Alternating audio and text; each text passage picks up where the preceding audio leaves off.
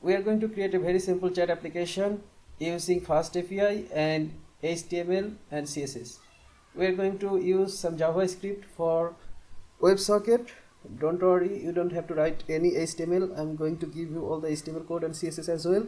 I'm going to use tailwind CSS framework for styling this website. Here, let's try it out. I have opened two windows. This is for one user and this one is for another user. So let's send a message. I'm going to send the message from this user and this is the sender ID. When I send the message will appear on the right side of this chat app.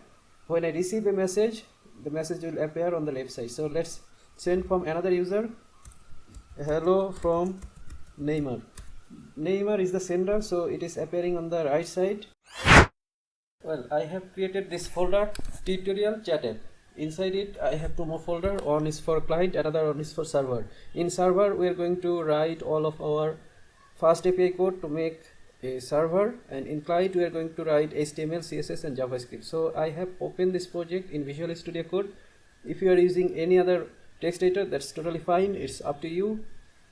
This is HTML file, very simple HTML file. This script CDN is for using style from tailwind CSS, and I have included another script, main.js. I didn't create this main.js yet, so let's create it, main.js.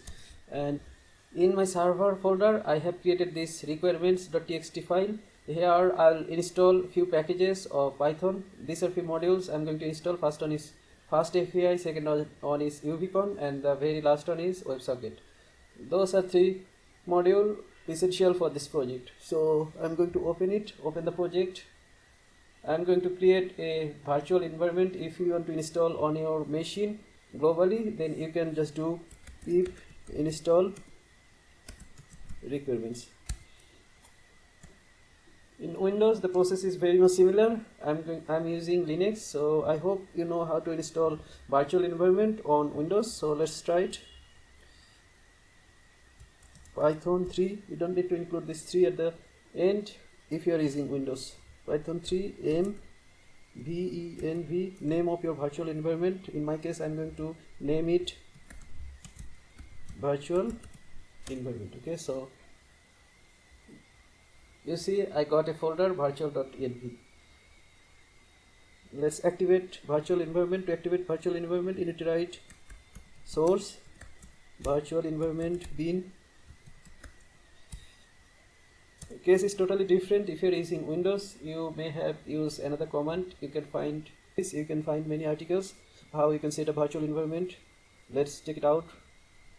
Okay, now you can see you have to install Python latest version. One more thing, I'm going to use Python 3.10 for this tutorial, and once you have installed Python successfully, this is how you can get pip. Okay, once you have installed pip successfully, then you can install virtual environment. After installing virtual environment, you are going to create a project folder. This is how you are going to create a project folder, and virtual environment, this is the command for creating virtual environment and activating virtual environment on Windows. Virtual environment scripts activate. This is how you can create and activate virtual environment on Windows. Once you have activated virtual environment, I'm going to install all the packages I have. I can install manually all the packages. You just need to run the command pip install FastAPI, pip install UVCon, or pip install sockets, WebSockets. Okay.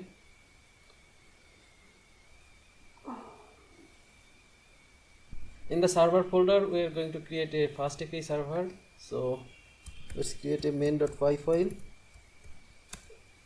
From FastAPI import FastAPI app is equal. In this video, I am not going to teach you how to use FastAPI. Instead, I am going to teach you how to use Socket.io with FastAPI. So let's create a route. For example, we have to put a @ at the very beginning, app.get route for API /API index route, and here is our function return detail. Return a simple message with server is running. Okay, Once you write this simple server, you are going to run by using this command uvcon main. Name of the file I keep it main, and name of the app I keep it app. So main colon app, and it will reload when we change anything on the server. Okay, so you see this is running. Let's try it out on the browser. Localhost, by default it will run on localhost 8000 port number /API. You see the server is running. If you want to see documentation, you can see the documentation. By default FastAPI providers. Let's create connection for WebSocket. For that we are going to use app one more time, but this time we are not going to use get or post request. Instead we are going to use WebSocket, and this is path. You can keep it anything you want. In my case I'm going to keep it WS, and I'm going to put a path parameter that will be client ID. I'm just putting this client ID so that I can understand or identify which user requested to make connection. And this function will be async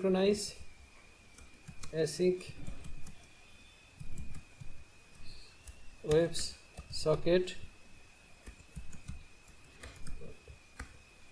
This is a Python function, and this is WebSocket parameter, and this is type of WebSocket which we will get from FastAPI. Okay, this is type of WebSocket, and next parameter will be client ID. This is type of the string. Let's open our function. From here we are going to accept the connection. WebSocket.accept. Before accepting we need to await. So until we accept we can't do anything else. Let's print out connection is established. Let's try it out. Make the connection from the browser. For that I'm going to use this index.js, main.js. To make connection we are going to write some JavaScript. Document.add event listener. We are going to listen to the DOM event, DOM content loaded. That means all the content of our web page load. Afterward we are going to do something. DOM event. Let's prevent default attribute. DOM event prevent default. This will prevent all the default attribute. Okay, at first we need some element to access. So let's see which element we want to access. At first I'm going to access message form element. Document.get element by ID. This element I have created in index.html with ID of message form.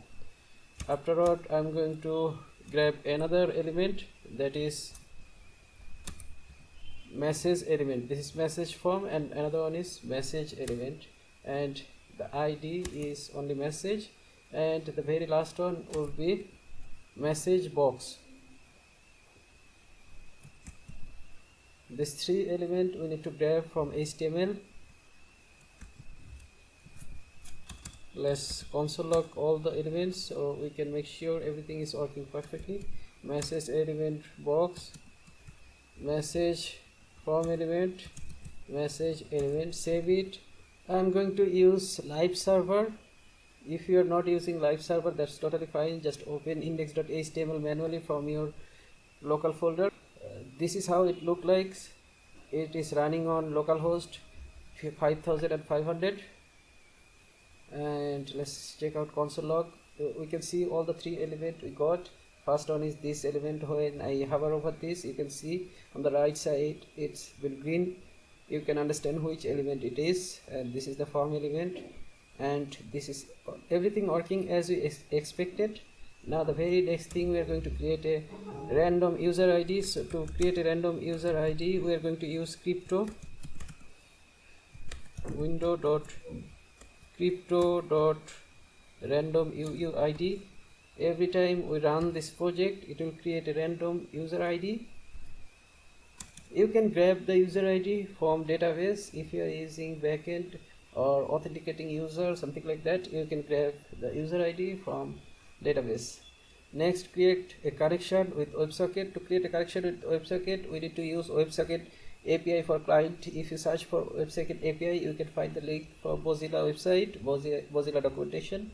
So let's try it out. Const socket is equal new web socket. When you make a request with page or Axios, we use HTTP, something like that. But this time we are going to create a socket connection, therefore we need WS instead of HTTP. This is WebSocket protocol, not a HTTP. At the very beginning, we are going to create a HTTP request to the server. If server accepts that request, the connection will be converted to WebSocket from HTTP. Okay, so this is how we are going to make connection. WebSocket : // I am using localhost 8000. This is the URL of my server. / this is WebSocket. We need to use template string. Use backticks instead of single quotation mark. Okay, I need to put another / since this is where our WebSocket is located, WebSocket endpoint is located, and save it. Okay, here I misspell localhost. Save it and reload the page. You see nothing is happening, but if you open your terminal, here it says connection opened. That's perfect. We have established our connection. Okay, we have a problem. We are not validating anything or handling any kind of error, so we are going to do that by using try catch block. Try.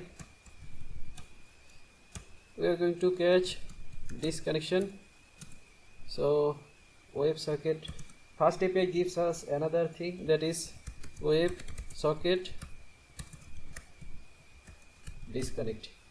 Once the user disconnect, we are going to do some certain operation. So catch this and pass for now.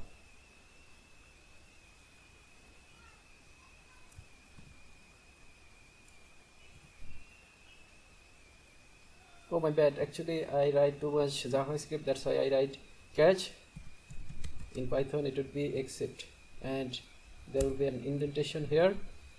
Well, we are making connection successfully. Now we need to receive data from client. To receive data continuously from client, we are going to use a loop while true data. This is the data we are going to receive from client by using a function called received text. We need to await here WebSocket receive text. Okay, this data will get. Let's print out the data, what we can get. Data. Save it here, and from the client side, let's send some data. To send some data, actually I haven't talked about events we have with Socket API. Socket dot add event listener. We have open event. When the connection will be successful, this event will be called.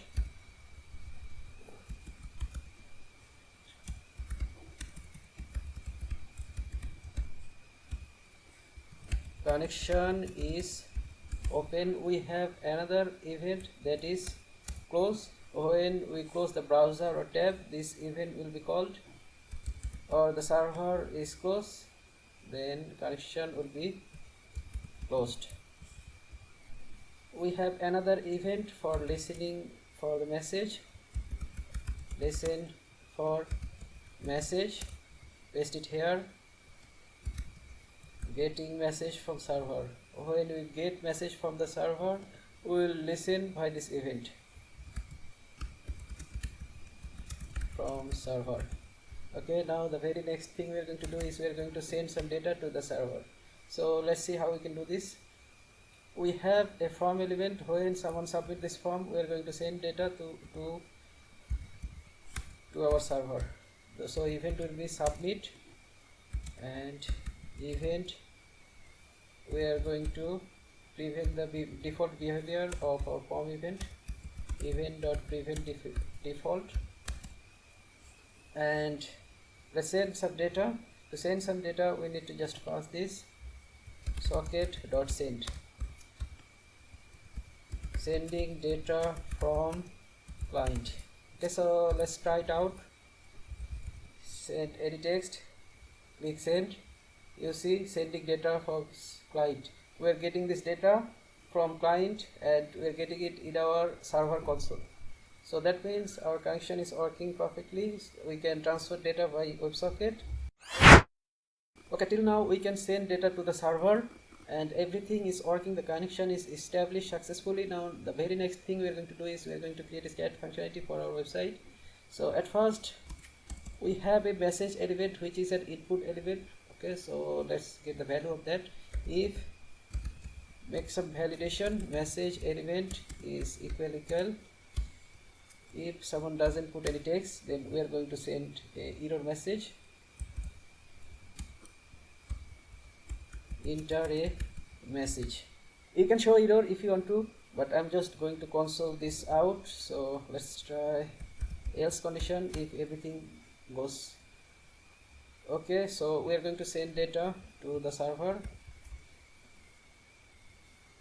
We are not going to use some hard-coded value. We are going to get input and send back to server. So message element dot value, the value will get from the input element we are going to send to server. Okay, once we do that, we are going to reset our form, event dot target dot reset. Now there will be no text on the input field after sending data to the server. Reload the page, working, press enter, try again. We send two message. Open the terminal, you see we have two message.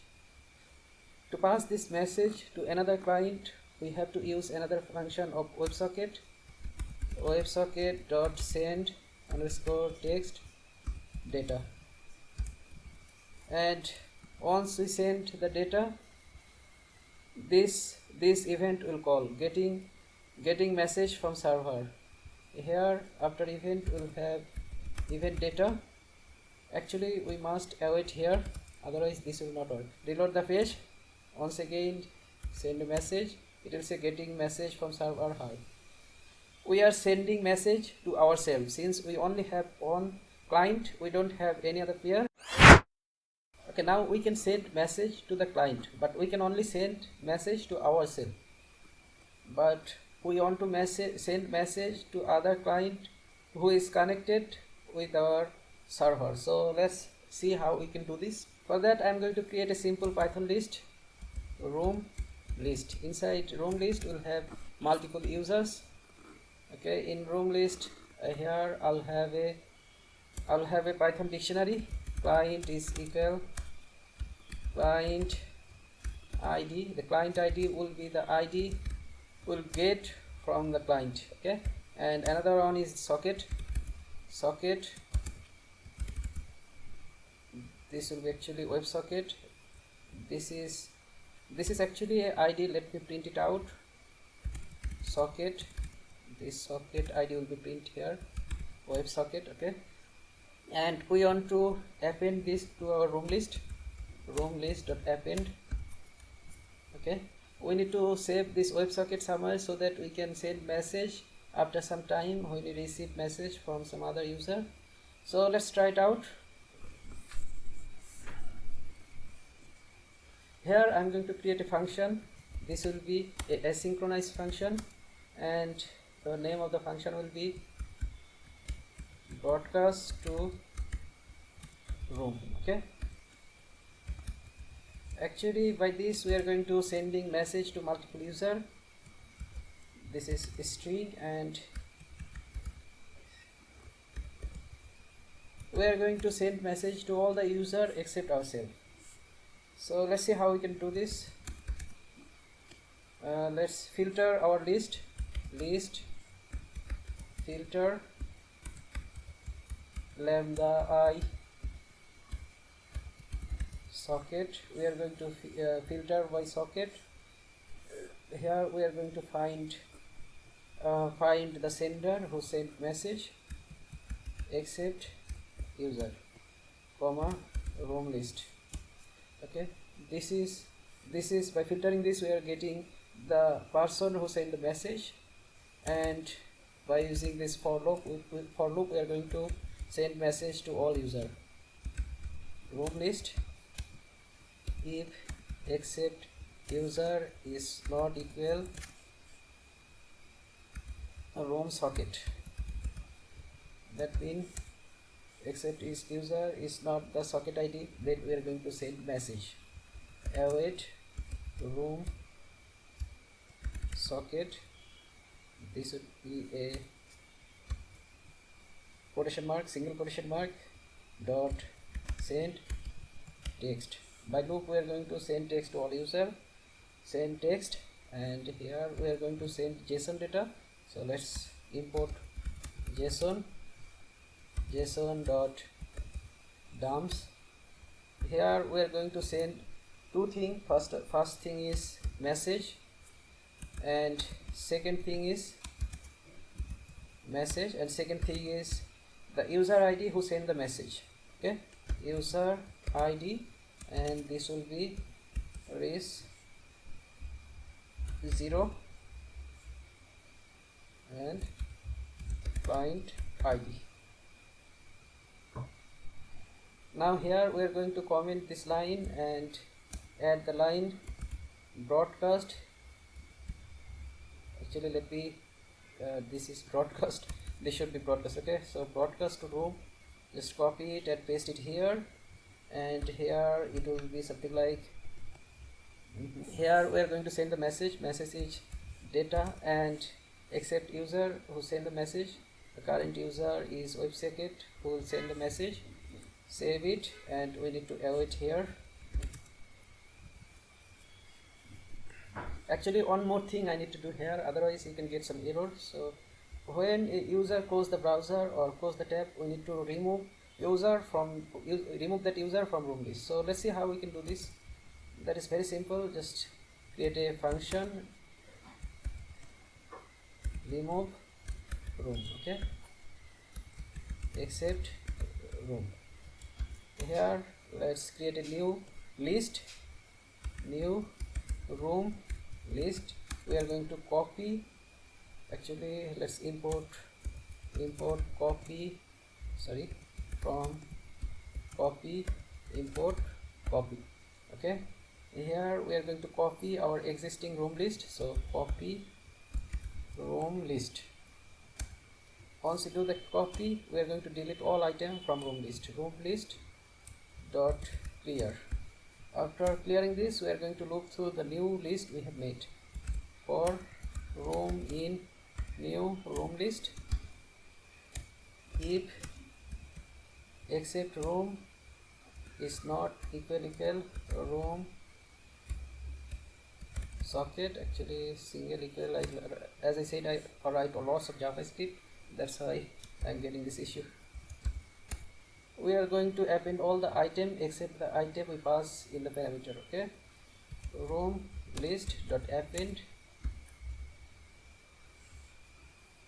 room.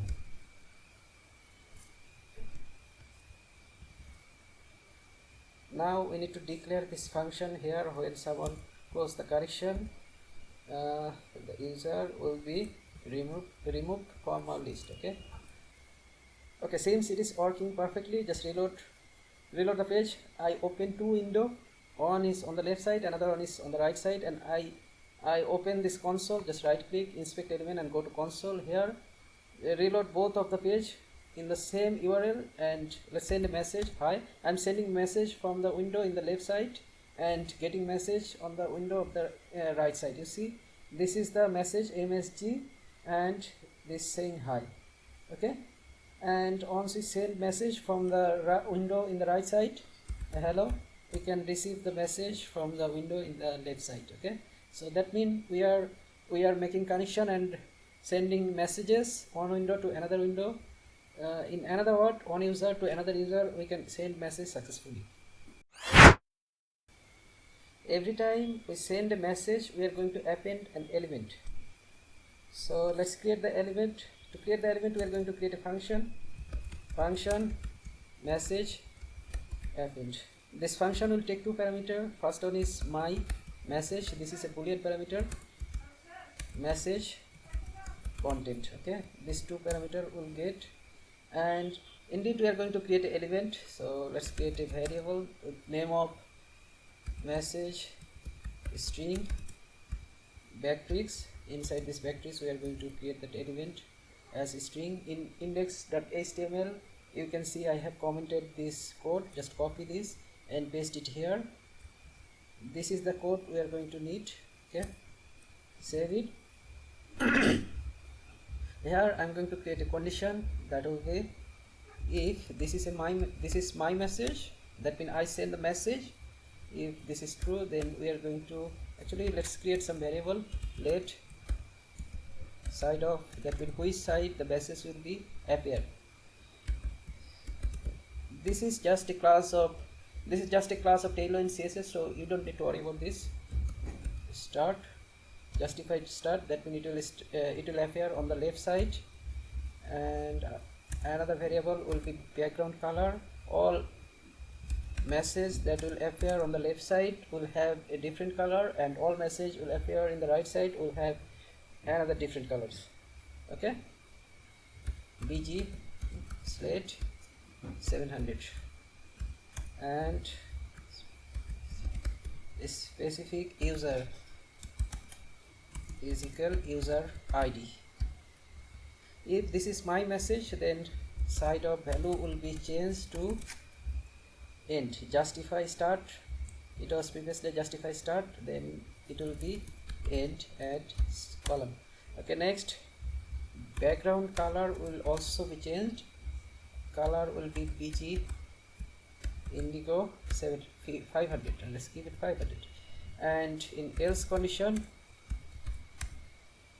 a specific user will be message content dot user id. This will get from the server. This is the value. Okay, from here we are going to set user id. This is the user id we are going to send, and this is where we are going to extract. Okay, and here will be user id, sorry, specific user $,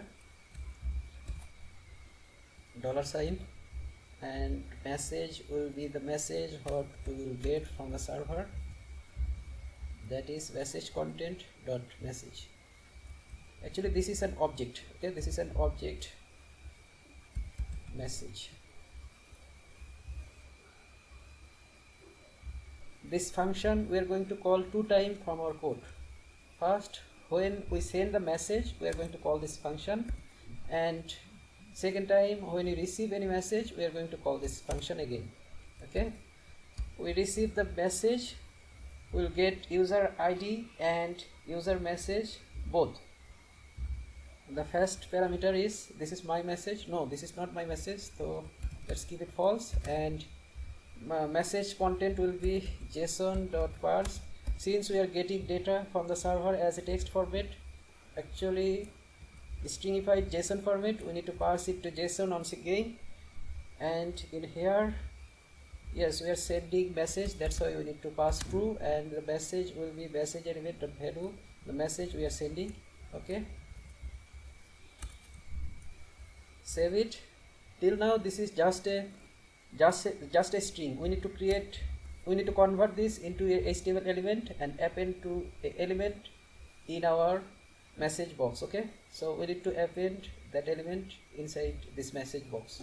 So let's create or convert this to an element. For that we need a JavaScript object, that is DOM parser. Const DOM parser is equal new DOM parser.